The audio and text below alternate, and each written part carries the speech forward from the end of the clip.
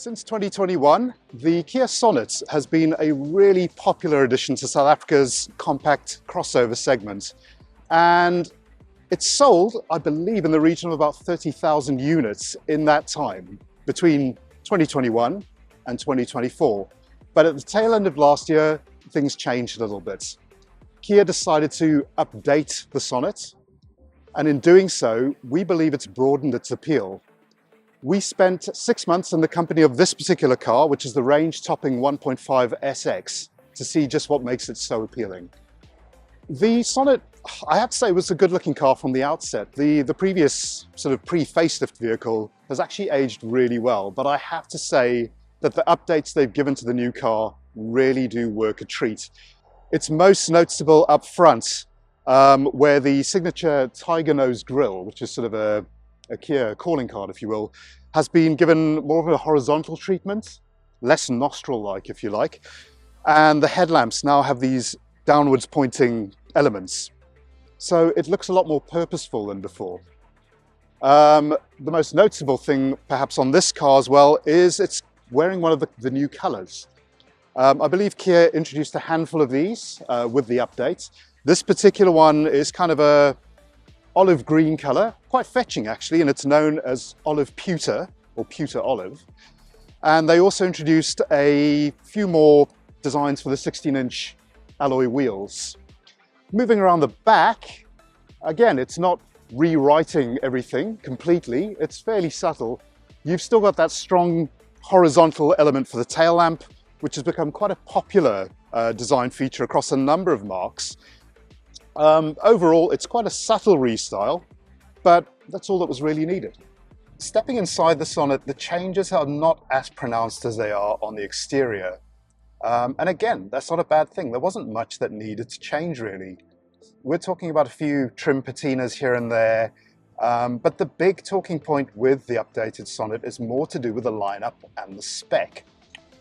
You see, sitting as we are right now, which is at the beginning of 2025, the Sonet lineup now sits at a whopping 8 models.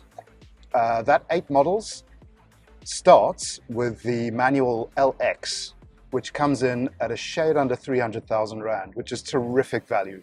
Admittedly, it's quite lightly equipped compared to its stablemates. And then the range goes all the way up to this example, which is the 1.5 SX, which is the range-topping variant. This example is still powered by the Hyundai Kia 1.5-litre Gamma engine, which is a very well-established, naturally aspirated 4-cylinder unit. In this application, it makes 85 kilowatts and 144 newton meters of torque, which is plenty, given that the Sonet is a fairly light car. And it's coupled with a CVT transmission. Now, I have to say that, like a lot of motoring folk, the CVT for me is a bit of a mixed bag. It can sound a little bit drony at times, but I have to say that by and large, in this car, it works very well with this engine. It's smooth, it generally doesn't succumb too much to that horrible, slippy, sluggish feeling that a lot of these units have. And in this vehicle, it's sort of helped contribute to an average fuel consumption figure of between 7 and 8 litres to the 100 kilometres. The only other gripe I really have is with the ADAS system, which is the Advanced Driver Assistance System. That is exclusive to this car. It is a suite of active safety features which incorporates things such as emergency braking assist to mitigate frontal collisions, lane keeping assist, so if you stray out of a lane, it'll beep at you, and lane follow assist, which means that the car uses cameras and radar to scan the road at markings ahead, and it can help steer you back into the lane. It can take a little bit of the arm work out of long distance driving, so it's handy in that regard. I do have to say, however, that the system is a little bit highly strung. Stray a little bit out of your lane and you'll be greeted with a beeping from the dash. the system will also then try and steer you back into what it perceives as a safe line of driving.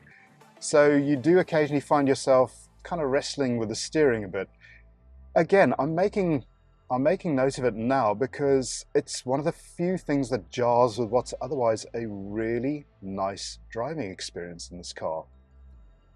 In terms of actual driving dynamics, again, nothing's changed, but nothing really needed to. The Sonet always acquitted itself very well. It's got a nice high ground clearance of, I think, around 190 millimeters. And you combine that with a fairly elevated seating position, and it gives you a nice sort of high-sighted driving position, which I know a lot of people in the market for crossovers and compact SUVs really enjoy. There are also quite a few other features in the that are specific to the SX. So you've got a wireless charging tray for your mobile device, LED fog lamps, and then you've got features which are shared between this model and the EX Plus, which is one rung down. So that's things like a larger infotainment system. The standard cars, I believe, is 7 inches. In this car, it's 10.25 inches. It features wireless integration for Apple CarPlay and Android Auto. The other feature is a 10.25-inch TFT digital instrument binnacle, and it's configurable, so it can show you things like speed, your consumption. It'll switch between graphics if you're in different drive modes in this particular car. Things like that are shared with the EX. The Kia is really well built. Perceived quality is good. Yes, there's lots of hard plastics compared to, say, a Volkswagen T-Cross, but I don't mind that as long as they feel sturdier and are of a nice thick gauge, which they are in this car. So all in all, the 6 months spent with the Sonet have been fantastic. In terms of the updates, I think they've done a really good job to expand the model line as they have, to take a good looking car and make it look even better, is a step in the right direction.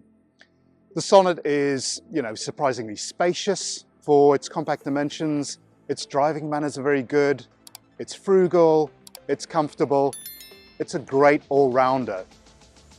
And I have to say, all in all, Kia, well done.